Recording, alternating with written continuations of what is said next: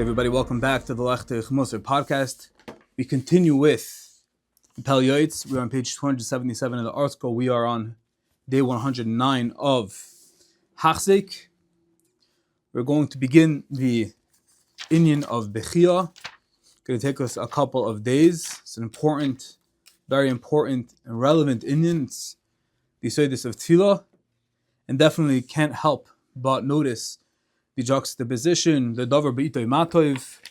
We're now in the week of Parshas Toldos, and how apropos is it to be learning the Inyanim of crying, of weeping. We know the famous Vart in this week's Parsha, beginning Parshas Parak Chaf Hei, Pasuk Chaf Aleph, Ve'atar Yitzchak Hashem L'noichach Ishtoi, the Koach Hatefillah. Ki akarahi vaye'aser le'Hashem v'ataref ke'ishtoi. This lashon of vaye'aser, which is a lashon of tefillah, as Rashi says, vaye'aser hirba v'hifzer b'tefillah. They increased and they exhausted everything and poured it into the tefillah, and with that there was zeiche v'ataref ke'ishtoi.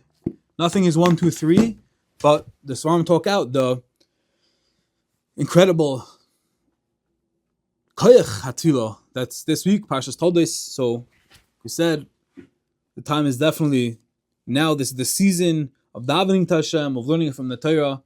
So let us see what the Pele Yoeitz has to say.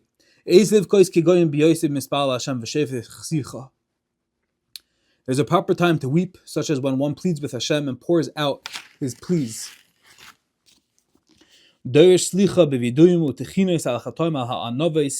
Seeking forgiveness from Hashem with confessions and supplications for his inadvertent sins. He should pour out his heart like water and let the tears flow from his eyes. Especially during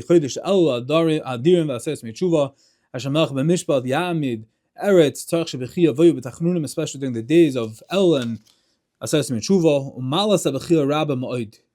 The benefit, the power of tears are immense, they're great. The Gemara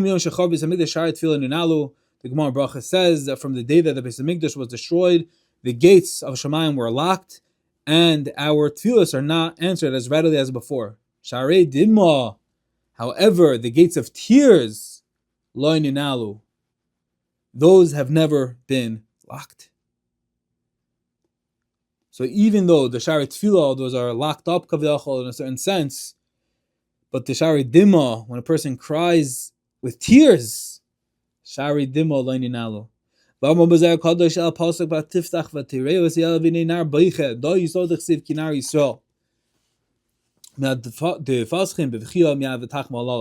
As soon as he began to cry, then Hashem had pity. So now we see the koach of tears. We continue. The Kosvu Gure Ha'ari, the disciples, the Talmidim of the Ari, write, this is all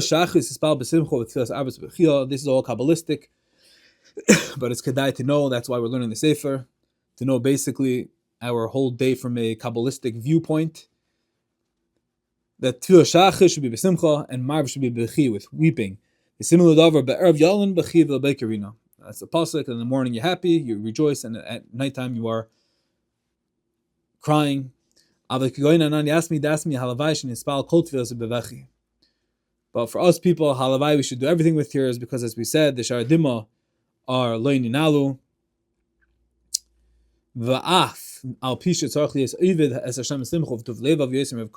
And even though one must strive to always serve Hashem b'simcha, there has to be a balance of both attitude. Eyes crying bitterly, while the heart remains joyful. And one should have proper recognition and thanks that he's able to stand in front of the king, and he has the opportunity to bring satisfaction to the Eibishter, to the throne of glory, because there's no greater simcha, there's no greater joy than this.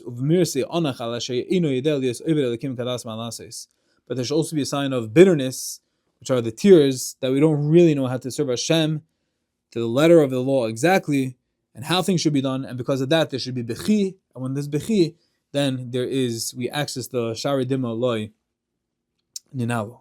And with that, we conclude today.